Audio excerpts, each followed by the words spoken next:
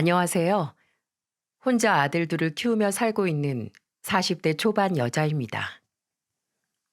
아들 키우는 엄마들 사이에서는 아들 둘을 키우면 은메달감이라는 말이 있는데요. 그만큼 딸보다 키우기 힘든 게 아들 육아라 아들 하나 키우면 동메달, 아들 셋을 키우면 금메달감이라는 말이 있답니다. 그래서 제가 혼자서 아들 둘을 키운다고 하면 다들 힘들지 않냐면서 걱정 어린 말들을 해줘요. 하지만 아들보다 힘든 게 철딱선이 없는 남편 아닙니까? 남자는 애 아니면 개라는 말이 있는데 제 남편은 애와 개 사이를 왔다 갔다 하는 아주 철딱선이 없는 남편이었습니다. 그래도 이런 생각 없는 남편과 아들 둘을 낳고 살았을 때는 밖에 내다 버릴 만한 쓰레기는 아니라고 생각했어요. 게다가 같은 고등학교를 졸업한 동창이었던 저와 남편은 서로를 잘 안다고 생각했죠. 남편은 저 하나쯤은 속일 수 있을 거라고 생각했는지 돌이킬 수 없는 실수로 큰 상처를 남기고 떠났습니다. 세상에 비밀은 없다는 말처럼 제가 밝혀낸 남편의 이중 생활을 지금부터 낱낱이 써보고자 해요. 이렇게 쓰다 보면 저도 과거의 상처를 조금은 덜어내고 힘찬 내일을 살아낼 수 있을 거라고 생각합니다. 남편과 저는 고등학교 때 같은 반이었던 동창이었어요. 그래서 고등학교 때는 서로 장난도 치고 투닥거리다 친해진 사이였습니다. 그러다 대학교를 서로 다른 지역으로 다니게 되면서 자연스레 사이가 멀어졌어요. 그렇게 연락이 한번 끊기니까 아, 옛날에 그런 남자애 하나 있었지 정도로 어렴풋이 떠오르긴 해도 서로 안부를 묻거나 하지는 않는 그런 먼 사이가 된 겁니다. 그러다가 20대 후반쯤 고등학교 동창회에서 다시 만난 남편과 재회를 하게 된 거예요. 고등학교 교복 입던 모습만 보다 훌쩍 달라진 모습을 보니까 사람이 달라 보이더라고요. 어색한 인사를 나누고 다 같이 앉아 있는데 한 친구가 저와 남편을 보며 놀리는 듯한 목소리로 말했어요. 야, 너네 둘은 학교 다닐 때도 그렇게 서로 장난치고 난리더니 또 붙어 앉아 있네? 솔직히 영길이 네가 순애 좋아했지? 장난스러운 친구의 말에 동창회에 있던 친구들은 저와 남편을 쳐다보고는 놀리기 시작했습니다. 그때는 서로 그런 거 아니라면서 손사래를 치고 넘어갔죠. 그런데 자리가 끝나고 집에 가려는데 남편이 먼저 번호를 물어봐서 서로 번호 교환까지 하게 됐어요. 그렇게 동창회 이후 따로 만나서 밥도 먹고 술도 마시다 친구들의 장난처럼 연인 사이가 됐습니다. 남편은 증권회사에 다니고 있어서 늘 바빴지만 바쁜 와중에도 저를 잘 챙겨주는 다정한 사람이었어요. 제가 지나가는 말로 머리가 아프다고 하면 그날 저녁에라도 약을 사다 주는 남자였는데 어떤 여자가 이런 남자와의 미래를 안 그릴 수 있겠습니까? 연애 때는 별도 달도 가져다 줄 것 같던 남편과 저는 그렇게 서른이 되던 해에 결혼을 하게 됐어요. 저희 부부 주변에서 가장 많이 들었던 말이 친구처럼 정말 잘 살겠다였습니다. 신혼 초에는 퇴근 후 같이 맥주도 한 잔씩 하고 서로에게 힘들었던 얘기도 털어놓으면서 하루를 정리하고는 했죠. 하지만 안 싸우던 부부도 아이를 낳고 나면 싸운다는 말이 있잖아요. 제가 아들 둘을 낳고 키우는 동안 우여곡절이 많기도 했습니다. 그래도 애들이 어릴 때는 서로 잘 살아보려고 노력도 많이 했었어요. 하지만 애들이 점점 커갈수록 남편 태도는 변해만 갔죠. 제가 아들 낳고서 살도 안 빠지고 힘들어할 때도 옆에서 가장 큰 비수를 꽂은 사람이 남편이었어요. 솔직히 애를 하나도 아니고 둘이나 낳고 나면 엉덩이살, 허리 옆구리살 무슨 짓을 해도 정말 안 빠지지 않습니까? 그런데 이런 제 속사정도 모르고 남편이라는 사람이 저를 보고 한심하다는 듯이 말했던 적이 있어요. 한 번은 첫째가 3살, 둘째가 돌이 막 지났을 때쯤 제 친정에 가서 초인종을 누르고 문이 열리길 기다리고 있었습니다.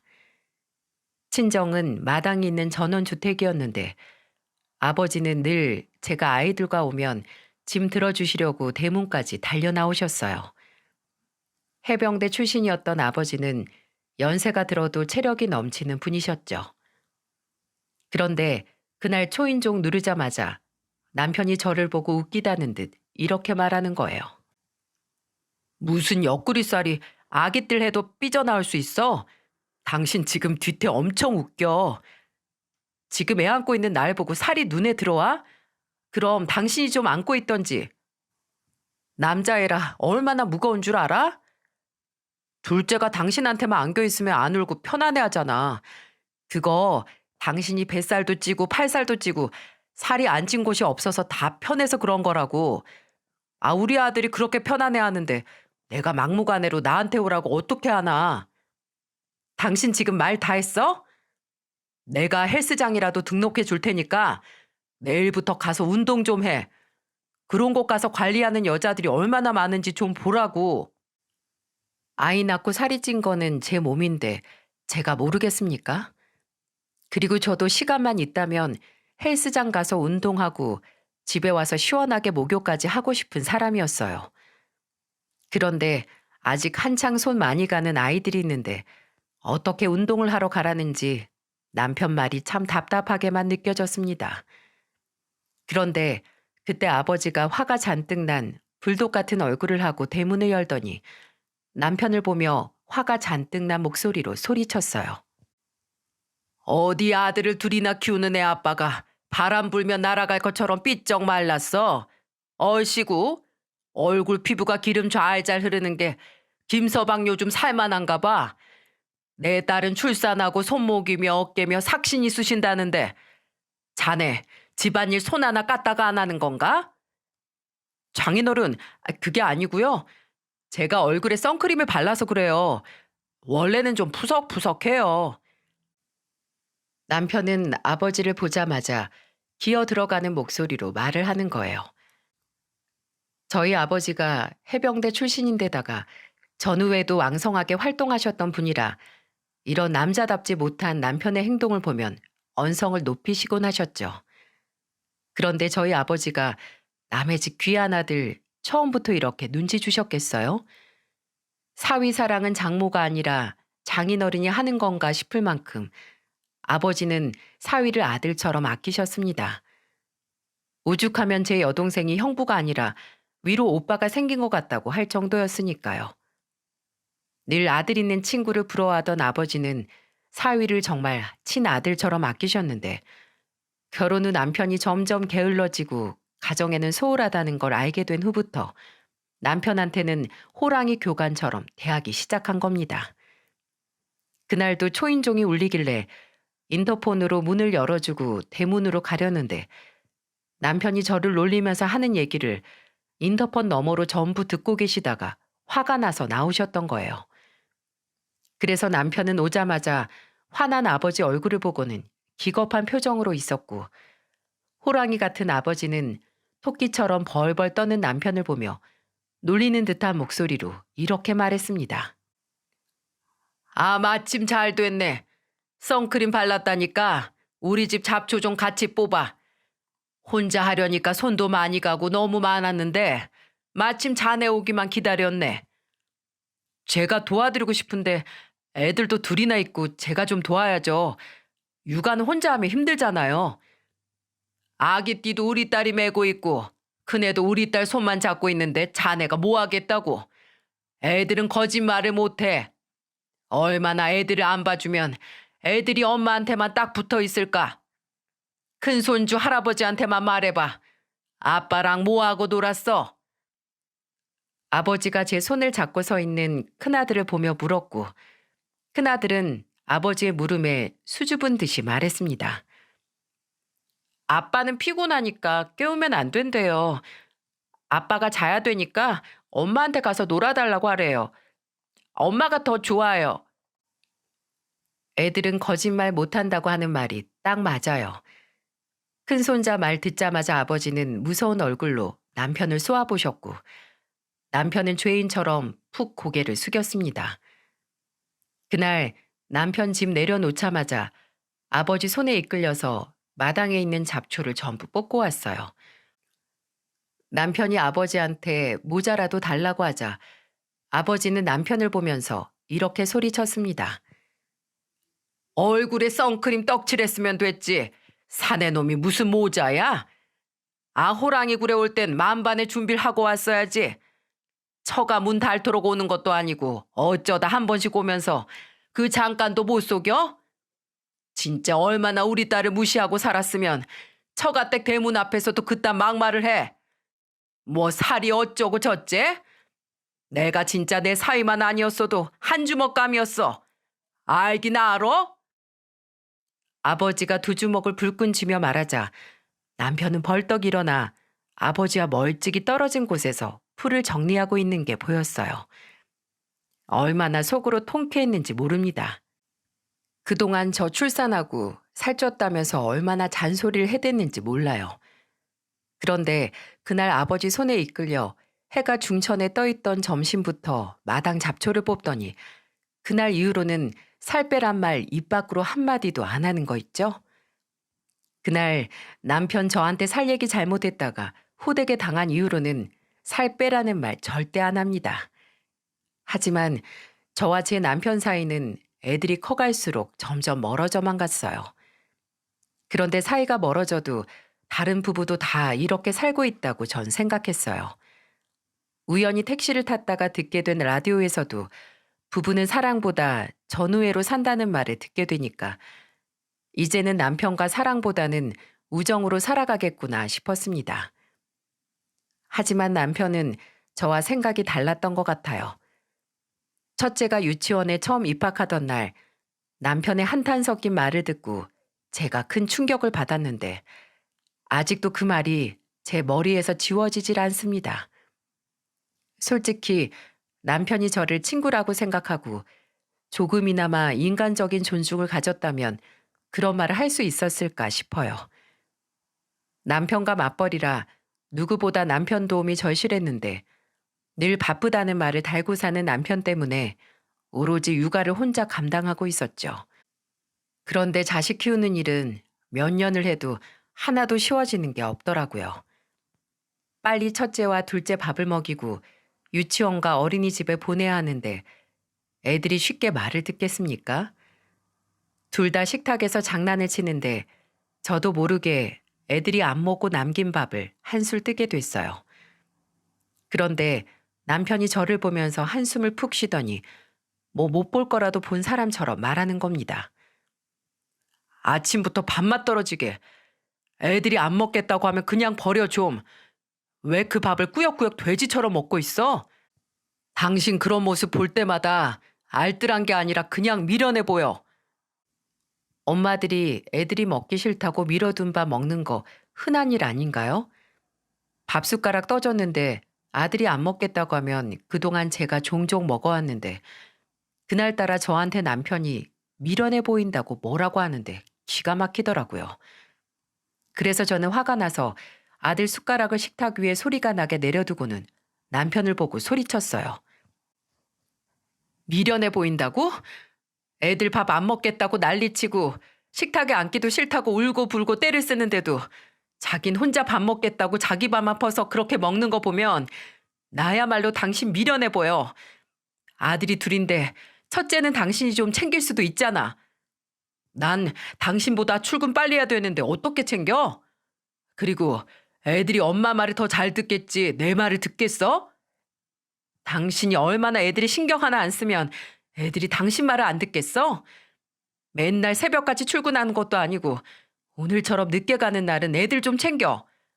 그럼 나도 당신처럼 내 밥에 국, 반찬까지 따로 챙겨서 고상 떨면서 아침 먹을 수 있으니까. 애들이 저 난리를 치는데 어떻게 밥을 먹여? 나 넥타이 메고 출근하는 사람이야. 아침부터 모양 빠지게 어떻게 그런 짓을 해?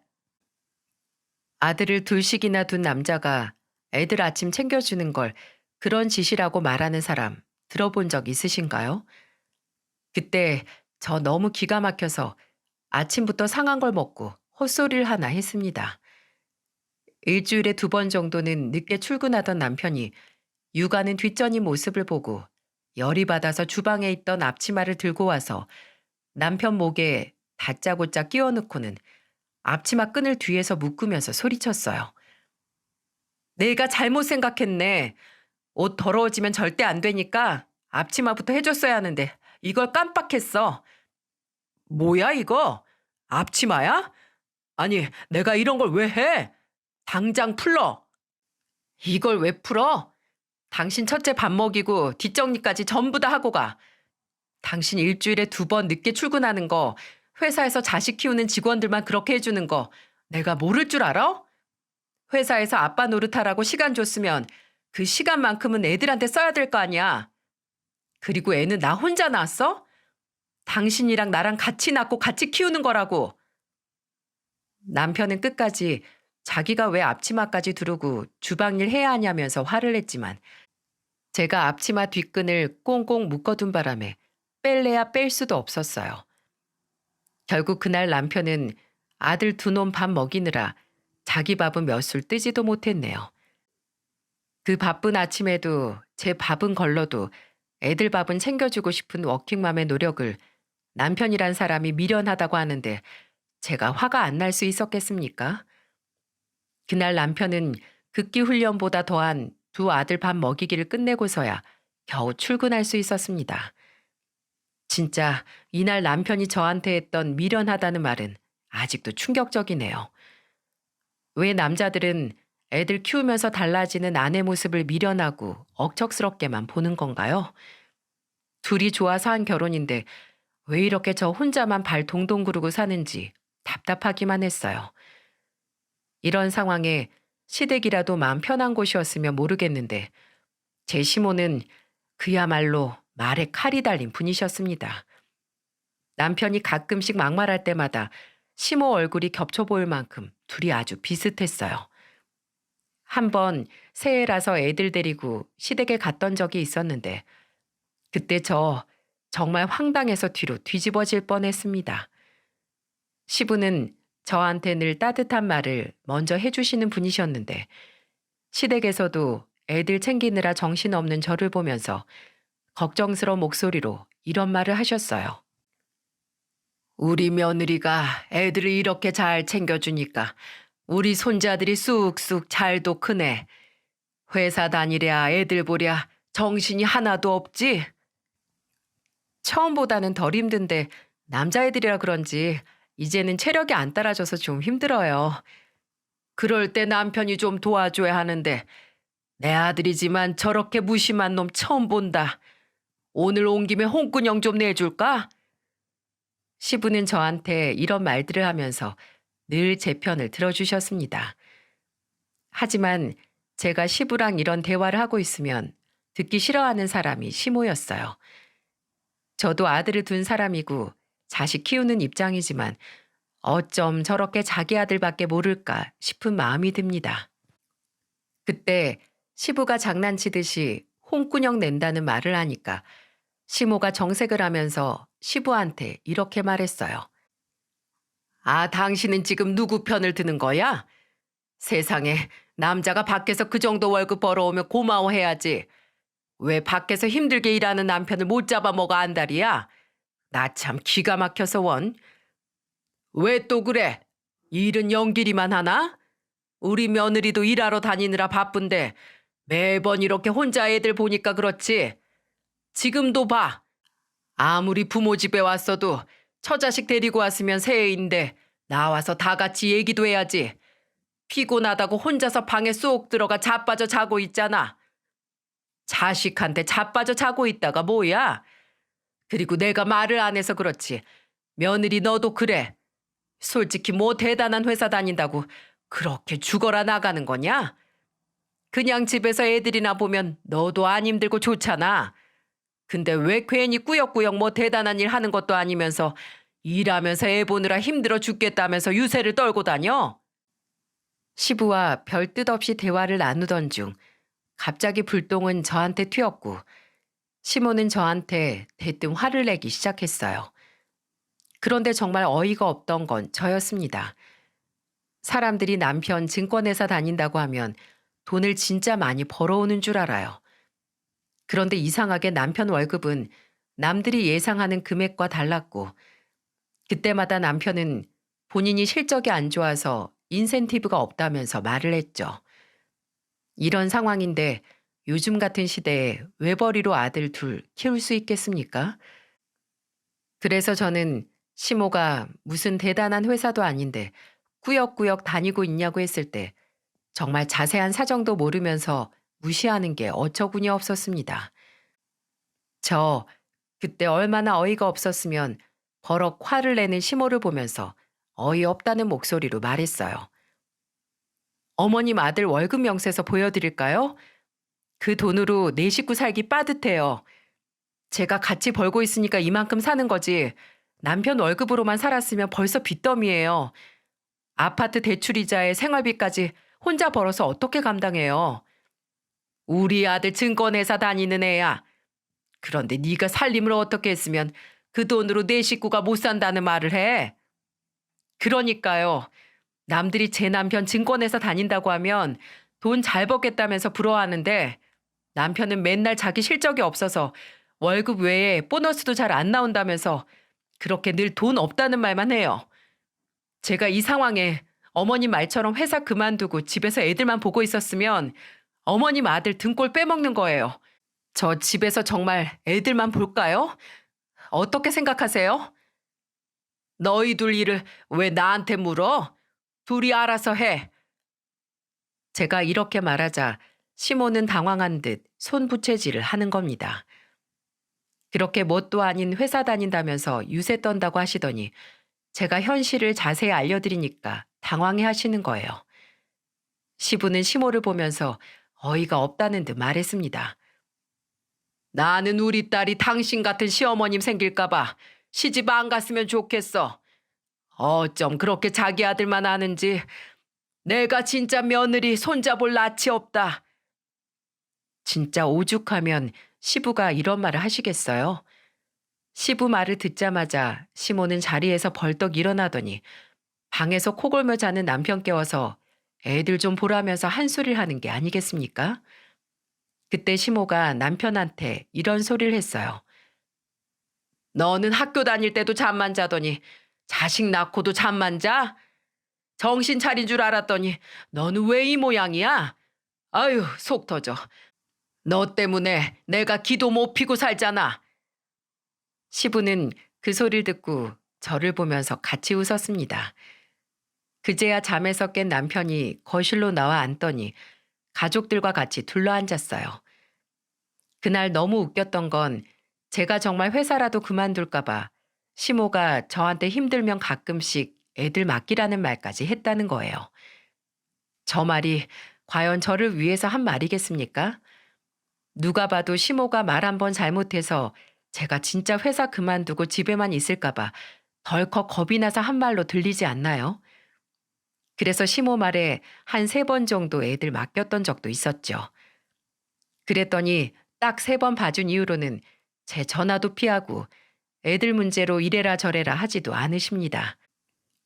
진짜 육아는 직접 해보기 전까지 남이 이래라 저래라 할 수 있는 일이 아닌 것 같아요. 그렇게 애들은 커가는데 남편 벌이는 똑같고 정말 사는 게 왜 이렇게 갈수록 팍팍해지나 답답해져만 갔습니다. 그런데 한 번은 저도 너무 이상한 거예요. 한 회사에서만 그렇게 10년도 넘게 일했는데 월급이 제자리 걸음인 남편이 미심쩍었습니다. 그래서 한 번은 짚고 넘어가야겠다 싶어서 야근하고 돌아오는 남편을 기다렸어요. 그쯤 남편이 야근도 많고 자주 늦게 들어와서 올 때까지 기다리는 거 말고 답이 없었죠. 그래서 졸린 눈 비벼가며 남편을 기다리는데 잠도 안 자고 기다리는 저를 보고는 깜짝 놀라는 거예요. 꼭 한밤중에 과자 몰래 꺼내 먹다 걸린 애들처럼 놀라는 남편을 보고 전 이렇게 말했습니다. 못 볼 거라도 봤어? 왜 그렇게 놀래? 귀신처럼 떡하니 앉아있으니까 그렇지. 왜 잠도 안 자고 거기 그렇게 있는데. 당신 여기로 와서 좀 앉아봐. 내가 아무리 생각해도 이상해서 그래. 뭐가 또 그렇게 이상한데? 일하고 와서 피곤한데 왜 그래 또? 그러니까 그게 이상하다는 거야. 당신 이렇게 죽어라 밤낮 없이 일하는데 월급이 그 모양인 게 말이 되냐고. 왜 또 월급으로 그래? 그럼 내가 실적이 없는 걸 어떡하냐고. 없는 걸 있다고 만들어낼 수도 없잖아. 아무리 실적이 중요하다지만 이건 아닌 것 같아. 그래도 기본 월급은 올라야 할 거 아니야. 10년이면 강산도 변한다는데 당신 월급은 뒷자리만 바뀌고 앞자리는 잘 바뀌지도 않잖아. 당신 혹시 딴 주머니로 월급 빼돌려? 아니면 보너스 다 빼돌리고 있는 거 아니야? 저는 그동안 부담 줄까봐 못했던 말을 나를 잡고 물어봤어요. 솔직히 같이 사는 입장에서 충분히 할 수 있는 질문 아닙니까? 자영업이면 얼마나 어떻게 쓰는지 가게로 가서 대충이라도 알 수라도 있지. 직장인 월급은 솔직히 회사를 쳐들어갈 수도 없는 노릇이고 제가 붙들어 놓고 물어볼 수 있는 사람은 남편뿐이었죠. 그런데 제가 작정하고 물으니까 남편이 당황한 눈치였어요. 그러더니 한참을 횡설수설하며 말을 돌리다가 진짜 말 안 하려고 했는데 하겠다면서 저한테 실토를 하는 겁니다. 당신 동창 중에 김세용 알지? 내가 워낙 실적이 안 좋아서 벌리는 돈이 없으니까 걔가 나 통해서 투자하겠다고 10억을 투자했어. 완전 확실한 정보라서 이것만 잘 되면 나 연봉 계약서도 다시 쓰고 보너스도 받게 될 거야. 그게 그렇게 큰 투자야? 그 회사에 10억 말고 더 투자하는 사람 많을 거 아니야. 세용이가 자기 말고도 주변 지인 몇 명 더 모아와서 금액이 좀 커. 그래서 나 요즘 야근하고 바쁜 거라니까. 그러니까 걱정 마. 그동안 없는 월급으로 사느라 수고했어. 이번에 당신한테 제대로 한번 보여줄게. 그런 일이 있었으면 미리 얘기해주면 될 거 아니야. 왜 말을 안 해서 사람 속을 터지게 만들어? 애들 점점 커가고 내년이면 큰애는 초등학교 들어갈 텐데 알고는 있어? 알고 있으니까 내가 이렇게 발에 땀 나도록 뛰는 거잖아. 딱 기다려. 내가 당신이랑 애들한테 떳떳한 모습만 보여줄게. 남편은 저한테 걱정 말라면서 떵떵거리더니 기세등등한 모습으로 일어났어요. 저는 갑자기 달라진 태도에 당황스러웠지만 친하진 않지만 들어본 적 있는 동창 이름까지 꺼내면서 저러는 걸 보니 기다리면 잘 풀릴 줄 알았습니다.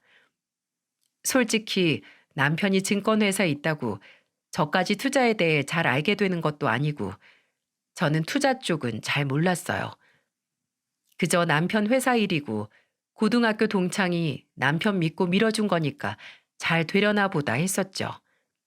하지만 그 동창이었던 김세용이 남편을 믿고 한 투자가 저희 가정에 어떤 영향을 끼치게 될지 아무도 예상하지 못했습니다. 다른 날과 다름없이 회사에서 일을 하고 있는데 동창 세용이한테 전화가 왔어요. 나한테 전화할 일도 없고 따로 연락해 본 적도 없는 세용이가 왜 전화를 했나 싶었죠. 그래서 의아한 채 전화를 받아보니 세용이가 회사 앞에 와 있다고 저를 불러내는 거예요. 마침 점심시간이기도 했고 세용이 덕분에 남편 실적이 오른다니까 밥이나 한 끼 사줘야겠다 하는 마음으로 나갔습니다. 같은 동창이라도 저는 세용이랑 같은 반이었던 적도 없고 남편을 통해서 몇 번 들은 게 달아 엄청 어색했지만 일단 부르니까 나갔죠. 그런데 세용이는 수염도 안 깎고 까칠한 얼굴로 나타나 저를 보고 아는 체를 했어요. 누가 저 몰골을 10억 증권회사 돈 맡겨둔 사람으로 볼까 싶었습니다. 저는 세용이를 보자마자 어색하게 이름을 불렀어요. 그러자 세용이는 주위를 두리번거리더니 제게 종이 하나를 건네면서 말했습니다. 재수 씨, 인천 동구 땡땡동으로 가보세요. 갑자기 이 주소는 뭐고 왜 존댓말을 써? 지금 나도 쫓기는 신세라 우리 친한 줄 알면 너도 피해볼지 몰라. 그러니까 이 주소 받고 나머지 자세한 건 전화로 말해줄게. 보자마자 쪽지를 하나 건네주고는 사라진 세용이를 보자 황당했어요. 그리고는 정말 한참 뒤 모르는 번호로 전화가 왔고 그 전화를 받아보니 세용인 겁니다. 세용이는 전화에 대고 그동안 어떤 일이 벌어지고 있었는지 전부 다 말해줬어요. 세용이는 울먹거리는 목소리로 이렇게 말했습니다. 나 진짜 영길이 그 자식 가만 안 둘 거야. 걔가 확실한 정보라고 해서 내 주변 사람들까지 몽땅 끌어모아서 다리 놔줬더니 그 자식 그 투자 받은 돈 전부 휴지 조각 만들어 놨어. 뭐? 그게 무슨 말이야? 휴지 조각이 됐다고? 방금도 나 믿고 영길이한테 투자한 지인이 뇌 뒤 쫓아오는 거 알고 도망온 거야. 이 번호 아무도 모르는 번호라 전화한 거야. 근데 그 주소는 뭐야? 거기 가면 대체 뭐가 있길래 가보라는 거야? 난 이렇게 남들한테 쫓기고 있는데 김영길 그 자식은 투자 말아먹고도 아주 천하태평이더라. 그래서 내가 뒤 좀 밟았더니 그 자식 뒷주머니 제대로 차고 있었어. 내가 이렇게 말해봐야 아무 소용없으니까 네가 직접 가서 봐. 대뜸 주소만 주고 직접 가라고 하면 무서워서 어떻게 가. 내가 동창으로 너 불쌍해서 알려주는 거야. 나도 영길이 한 방 먹이려고 쫓아다니다가 알게 된 거야. 꼭 휴대폰 켜고 동영상 촬영하면서 들어가. 내 말 명심해. 그리고 나 꼭 그 자식한테 소송할 거야. 그놈 믿고 투자한 사람들이 내가 지금 영길이랑 한 편 먹고 자기들 돈 해먹은 거 아니냐고 의심하는데 내 누명 벗고 그 다음은 영길이 잡아 족칠 거야. 세용이는 저한테 꼭 촬영을 하면서 들어가라는 말만 하고 전화를 끊어버렸어요. 갑자기 세용이와 연락한 후부터 머리가 복잡해지기 시작했습니다. 그날 저는 일을 어떻게 했는지도 잘 기억이 안 나요. 친정 엄마한테 애들 하원 좀 대신 가달라고 부탁하고 세용이가 준 주소로 택시를 타고 갔습니다. 정말 가는 내내 멀미를 하는 것처럼 가슴이 울렁거리고 속이 불편했어요. 게다가 불안감이 커질수록 손이 떨리고 머리가 아파오기 시작했죠. 그러다 택시가 종이에 적힌 주소에 도착했을 때는 숨이 안 쉬어지는 기분이었어요. 그래도 자꾸 나쁜 생각이 들어 남편한테 전화를 했습니다. 저는 전화기 너머로 남편한테 이렇게 물었어요. 여보, 오늘 몇 시에 들어와? 아, 오늘 좀 늦을 것 같은데. 그 큰손 투자자들한테 투자 설명도 해줘야 하고 앞으로 어떤 방향으로 진행될지 미팅하는 날이야. 바쁘겠네. 그 미팅은 그럼 회사에서 하는 거야?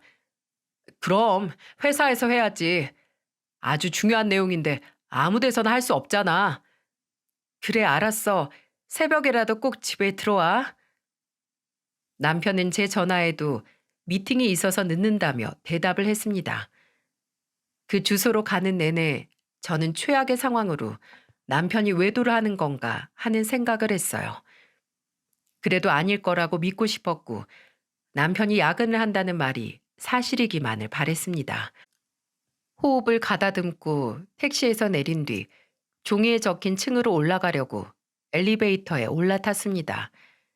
한 층 한 층 올라 엘리베이터 숫자가 올라갈 때마다 등골이 서늘하고 심호흡을 크게 하며 숨을 가다듬었어요. 그렇게 종이에 적힌 층에 도착했고 저는 떨리는 문 앞에서 어떻게 들어가야 하나 두려웠습니다. 솔직히 이 문을 열고 나면 돌이킬 수 없는 큰 상처를 받을 것만 같았어요.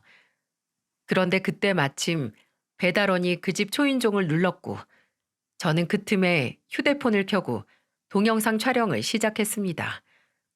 문이 열리고 배달 음식을 받으러 나온 사람을 보고 저는 깜짝 놀랐어요. 바로 편한 옷을 입은 남편이었던 겁니다. 저는 사람을 보고도 헛것을 보고 홀린 사람처럼 문이 닫히기 전에 문틈으로 잽싸게 들어갔어요. 그리고 눈앞에 펼쳐진 광경을 보고 저는 경악을 금치 못했습니다. 제가 현관까지 따라 들어왔고 인기척을 느낀 남편이 뒤를 봤다가 저를 보자마자 들고 있던 배달 봉지를 바닥에 떨어뜨렸어요. 저는 그때야 세용이가 왜 휴대폰으로 촬영하면서 들어가라고 했는지 이해할 수 있었습니다. 그 정신없는 와중에도 핸드폰을 붙들고 남편을 보면서 소리쳤어요. 미팅한다면서 이 여자가 큰손이야? 이 여잔 대체 얼마나 투자한다는데. 제가 휴대폰 카메라를 쥐고 촬영하면서 묻자 남편은 제 휴대폰을 뺏으려고 했어요. 저는 절대 뺏기지 않으려고 남편 손을 있는 힘껏 깨물었습니다. 그리고 저는 본격적으로 집 내부를 찍기 시작했어요. 그런데 정말 웃긴 게 분명 내 남편이었던 사람이 낯선 여자와 찍은 웨딩 사진까지 걸어두고 거기서 정말 제 집처럼 지내고 있는 거예요. 저는 그 집에서 불청객 같다는 느낌까지 들었습니다. 남편은 아픈 손을 감싸주면서 저한테 뭐라고 했는 줄 아세요? 글쎄 저한테 소리치면서 이렇게 말하는 거예요. 남의 집에 신발까지 신고 들어와서 뭐 하는 거야? 지금 남의 집이라고 했어? 여기 누구 집인데? 당신이야말로 남의 집에서 반팔에 반바지에 자기 집처럼 그렇게 있어도 되는 거야? 일단 나가서 얘기해. 내가 다 설명할게. 어딜 나가? 여기 이렇게 눈으로 보면서 당신이 하나하나 설명할 게 수두룩한데 어딜 나가냐고. 저는 그때 너무 열이 받아서 거실에 차려둔 상을 엎어버렸습니다. 그리고 두 사람이 나란히 찍은 웨딩 사진도 떼서 바닥에 던져버렸어요. 바닥에 내동댕이 쳐진 액자를 보자 정말 기가 막혔습니다. 내 남편이 다른 여자 웨딩 사진 찍은 거 보면 어떤 기분일 것 같으신가요? 그때 느낀 더럽고 추잡한 감정이 지금도 생생합니다. 제가 다 때려 부시고 있으니까 남편은 제 어깨를 붙들며 말했어요. 무식하게 진짜 왜 이래? 당신이 이렇게 억척스럽게 구니까 이런 일이 벌어진 거야. 지금도 내 탓하고 싶어서 당신 입이 근질근질하지? 남편이 바람나면 아내도 절반은 책임 있는 거야. 내 책임? 웃기고 앉아있네. 너 같은 쓰레기 새끼가 하는 말 듣고 내가 벌벌 떨 줄 알았어? 이게 다 뭔데? 너 여기서 살림 차렸니? 군뱅이도 구르는 재주가 있다더니 네가 감히 두 집 살림을 해? 그러니까 네가 잘했어야지. 내가 밖으로 돌고 싶은 마음 안 들게 남편 대접해주고 존중해줬으면 내가 이렇게 했겠냐고. 야, 진짜 뚫린 입이라고 아무 말이나 내뱉는 걸 보니까 네 수준 알겠다. 안 봐도 전현이나 너나 수준 똑같겠지. 저는 자기 잘못도 모르고 악을 쓰며 화내는 남편과 싸우다 구석에 3살 정도 되는 애를 끌어안고 있는 여자한테 갔어요. 그리고 그 여자를 보면서 이를 악물고 소리쳤습니다. 본처가 여기까지 쳐들어와서 뒤집어 엎었을 땐 상간녀 때려잡고 끝장 보겠다는 거야. 둘이 웨딩 사진까지 찍으니까 진짜 본처라도 된 줄 알았어? 사모님, 오해예요. 저 정말 몰랐어요. 그리고 결혼식 없이 사진만 찍었어요. 저 이혼한 지 1년 됐고요. 저 사람 전처랑 사별했다고 했다는 말 믿은 죄밖에 없어요. 그럼 지금 나 죽었다 살아난 사람인 거야? 전후 사정 어쨌든 둘이 바람난 건 지울 수 없는 사실이야. 나 이거 다 알게 된 순간부터 두 사람 어떻게 보내버려야 내 자식들 지키고 내 눈에 피눈물 안 날까 그 생각만 해. 네 새끼 소중하면 내 새끼 소중한 줄도 알았어야지. 애들이 있는 줄도 몰랐어요. 정말이에요. 저도 정말 속았다고요. 사모님 진정하시고 제 말 좀 들어주세요. 그렇게 억울하면 법정에서 말해. 여기서 구구절절 떠들어봐야 난 당신 말 하나도 안 믿으니까. 저는 애를 끌어안고 억울하다 말하는 상간녀한테 법적으로 싸워보자며 협박에 가까운 말을 하고 그 자리에서 일어났어요. 그리고는 한심하게 서 있는 남편을 보자 열이 받아 옆에 있던 휴지곽을 던져버렸습니다. 모서리에 맞고는 아프다고 쩔쩔매는 남편을 보면서 화가 난 목소리로 소리치며 말했어요. 너 같은 바보 칠푼일 믿고 인생 내던진 거 보면 저만한 큰손 투자자가 없긴 하네. 그래도 여기까지 오면서 설마 했는데 두 집 살림할 거라고는 꿈에도 생각 못했다가 이제 알았어. 그동안 야근한다고 새벽에 들어왔던 거, 월급이 반토막짜리였던 거, 왜 그랬는지 이제야 눈치챈 내가 바보다. 사별? 그래, 내가 당신 죽이고 과부팔자로 살아볼게. 진짜 사별은 너 말고 내가 할 테니까 너 목숨 잘 붙들고 있어. 신발을 신고 있던 저는 맨발로 서 있던 남편 발을 마지막으로 있는 힘을 다해 지려 밟았습니다. 그리고 따라오지 말라고 경고한 채 나갔어요. 심장 소리가 제 귀에도 들릴 정도로 컸습니다. 저는 그날 친정 엄마한테 애들을 맡겨놓은 것도 잊은 채 집에서 남편 짐을 모조리 뺐습니다. 들어가는 길에 일반 쓰레기 봉투 가장 큰 걸 사서 집에 있는 남편 짐을 모조리 담았어요. 쓰레기처럼 대충 쓸어 담는데도 억울해서 눈물이 나더라고요. 그동안 애들 키우느라 고생한 저한테 따뜻한 말 한마디 안 해주던 사람이 두 집 살림까지 하던 걸 눈으로 보니까 충격이 컸어요. 그래도 저는 애들을 생각해서라도 씩씩해지려고 노력했죠. 집 밖에 짐을 버리듯이 내놓자 정말 새벽에 나타난 남편이 문을 두드리면서 말했어요. 여보, 짐을 이렇게 다 빼면 어떡해? 나 출근은 어떻게 하라고? 아, 진짜 감정적으로 이러지 말고 나랑 얘기 좀 해. 나 지금 엄청 이성적이야. 출근을 왜 여기서 해? 이제 다 알게 됐는데 그년한테 가서 아침 차려달라고 해. 신고하기 전에 꺼져라. 나도 그만하려고 했는데 그 사람이 자꾸 날 잡고 안 놓는데 어떡해. 터진 입이라고 계속 떠들면 다신 헛소리 못하게 꼬매버리는 수가 있어. 당장 내 집에서 안 꺼지면 경찰 부를 테니까 각오해.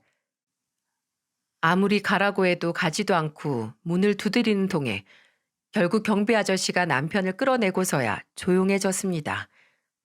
그리고 다음 날 변호사를 선임해 제가 찍었던 영상을 증거로 두 년놈들을 고소했어요. 저는 아들 낳고 산 세월이 정말 모조리 다 부정당하는 기분이었습니다. 그렇게 남편한테 이혼 소송을 걸고 상간녀한테도 위자료 소송을 걸었어요. 그런데 며칠 뒤 소장을 받았는지 상간녀가 저를 찾아왔습니다. 그리고는 제게 다짜고짜 무릎을 꿇고 울면서 말하더군요. 사모님, 저 정말 염치 없는 거 아는데 너무 억울해서 왔어요. 제발 제 얘기 좀 들어주세요. 억울하다고 했어 지금? 네가 어떻게 억울하다는 말이 나와? 차라리 절 몇 대 때리세요. 그렇게 해서라도 제 말 들어주신다고 하면 정말 저 죽기 전까지 맞을게요. 상간녀는 오늘 작정하고 왔다는 듯 저보고 몇 대 치라고 하는 거예요. 그래서 저는 정말 뺨을 3대 내려쳤는데 글쎄 그 여자가 이를 악물고 참는 겁니다.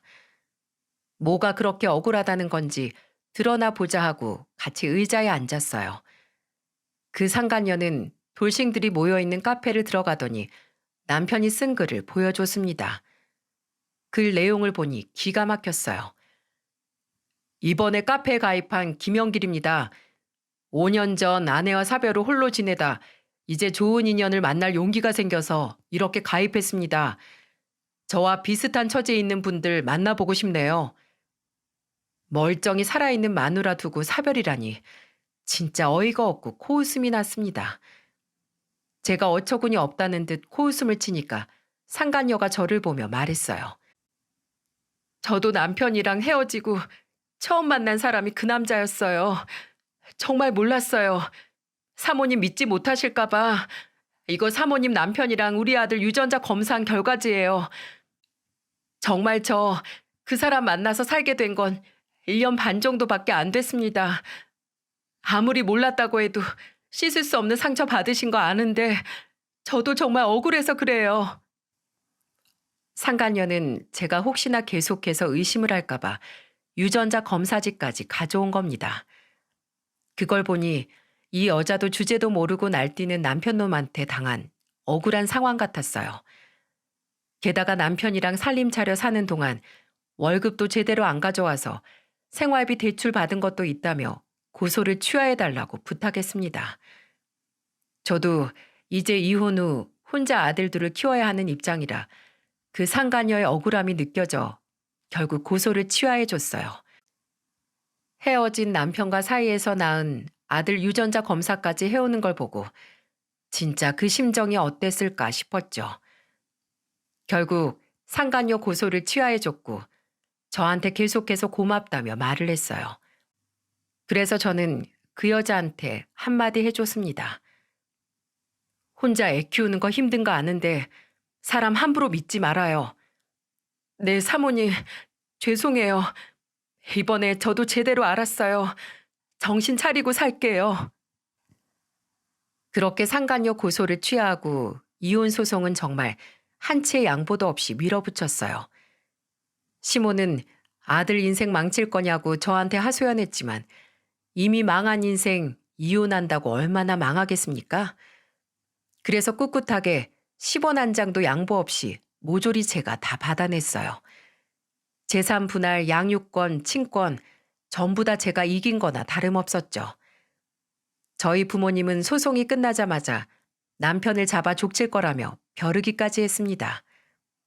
근데 저희 부모님이 굳이 나서지 않아도 이 한심한 놈은 알아서 망하고 있더라고요. 글쎄 세용이가 그동안 남편과 짜고 치고 다른 투자자들 모으는 거 아니냐는 누명을 벗고 다른 투자자들과 소송을 시작한 거예요. 그야말로 세용이는 전세 역전되자마자 이때다 싶어서 믿었던 전 남편한테 할 수 있는 모든 복수를 시작한 겁니다. 알고 보니까 그동안 투자자들한테는 세계 경기 침체로 투자 수익이 안 좋을 수밖에 없다고 해놓고 뒤로는 고객 돈을 개인 자금으로 유용하고 있던 거예요. 진짜 간땡이가 배 밖으로 나온 거 아닌가요? 결국 세용이는 피해본 다른 고객들을 전부 모아서 남편 놈을 상대로 집단 소송을 시작한 거예요. 그래서 남편 놈은 회사에서 잘린 것도 모자라 수십억 원대 소송까지 당하게 된 겁니다. 이 사람이랑 조금만 늦게 이혼했어도 같이 구렁텅이에 빠질 뻔했지 뭐예요. 그때 친정 부모님도 천벌받은 거라고 고소하다고 배 잡고 웃으셨습니다. 저는 친정 부모님 댁으로 들어가 아이들을 키우고 있어요. 제가 이렇게 사연을 쓰게 된 건 3주 전 남편 놈한테 전화가 왔기 때문인 것도 있습니다. 잊고 살아갈 만할 때쯤 공중전화로 전화를 걸었더군요. 그리고는 제게 애원하면서 말했습니다. 너무 보고 싶다. 애들은 잘 크고 있어?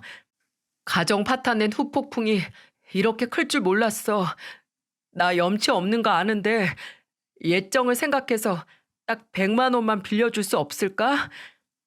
누구세요? 웬 지나가던 거지가 100원도 아니고 100만 원을 빌려달래? 너랑 나는 이제 아무 사이도 아니야. 대체 낯짝이 얼마나 두꺼워야 이런 전화를 걸어? 다시는 전화 걸지 마. 번호도 아예 바꿔버릴 거야. 여보, 제발. 저는 끝까지 여보라고 소리치는 그 목소리 듣기도 싫어서 끊어버렸어요. 한동안 전화도 못하더니 무슨 염치인지 모르겠습니다. 그래도 두 아들의 아빠인데 어떻게 이럴 수 있나 싶죠? 옛말에 검은 머리 짐승 구제하지 말라는 말이 있잖아요. 저는 전 남편이랑 더 이상 엮이고 싶지가 않을 만큼 일말의 정도 안 남았습니다. 사연 튜브 보다 보면 배우자로 속 끓이는 분들 많은 것 같은데 그 심정 저도 이해가 가네요. 여자 혼자 애 키우는 거 힘들지 않을까 걱정이 앞설 것 같은데 사실 애들 위해서라도 이혼이 100번 낫습니다. 제가 이혼해보니 오히려 싸우는 부모 모습 안 보여줄 수 있어 속이 다 시원해요. 그리고 애들도 제가 고생하는 거 알아서 그런지 클수록 저를 많이 응원해 줍니다. 그러니 우리 모두 가족 생각해서 힘내봐요. 기죽지 않고 살다 보면 희망이 분명 찾아올 겁니다. 바로 얼마 전 처절한 목소리로 울면서 전화한 전 남편만 봐도 저는 잘 살고 있는 것 같다고 느낍니다. 그러니 배우자 때문에 속 끓는 분들 제 사연 들으시고 힘내세요. 부모가 편안해야 애들도 건강하게 자랄 수 있습니다. 그러니 부디 현명한 선택하시길 바랄게요. 제 사연 끝까지 들어주셔서 정말 감사합니다.